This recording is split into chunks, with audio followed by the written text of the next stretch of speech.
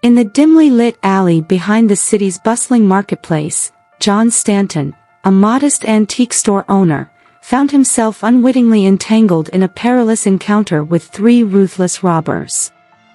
John had just closed his shop for the night and was walking home, carrying a small box containing a valuable, centuries-old artifact he had recently acquired. As he turned the corner into the narrow alley, the shadows seemed to grow longer, and an eerie silence enveloped him. Unbeknownst to John, the 3 robbers had been tailing him ever since he left his store. Clad in dark clothing and faces obscured by masks, they approached John with a mixture of trepidation and determination. The leader, a tall and imposing figure, stepped forward and confronted John. His voice was a menacing whisper. "Hand over whatever you're carrying, old man, and nobody gets hurt." John's heart raced as he clutched the box tightly, his fingers trembling. He knew the artifact inside was not just valuable, it had historical significance. He couldn't bear to lose it. His decision was clear, and he replied, "I can't do that. This is not something I can part with so easily." The other 2 robbers, growing impatient, began to close in on John.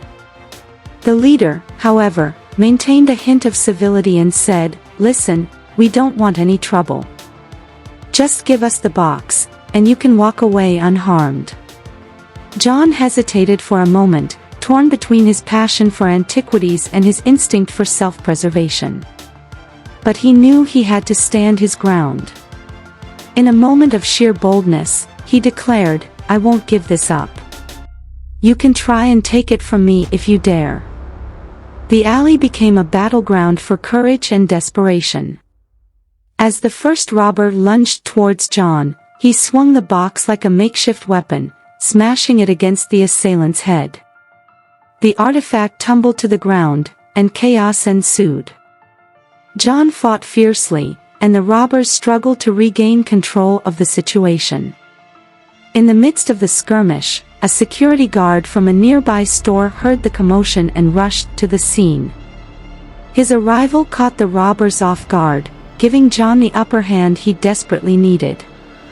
With the help of the guard, they managed to subdue the assailants and held them until the police arrived. In the end, the robbers were apprehended, and John's priceless artifact remained safe in his possession.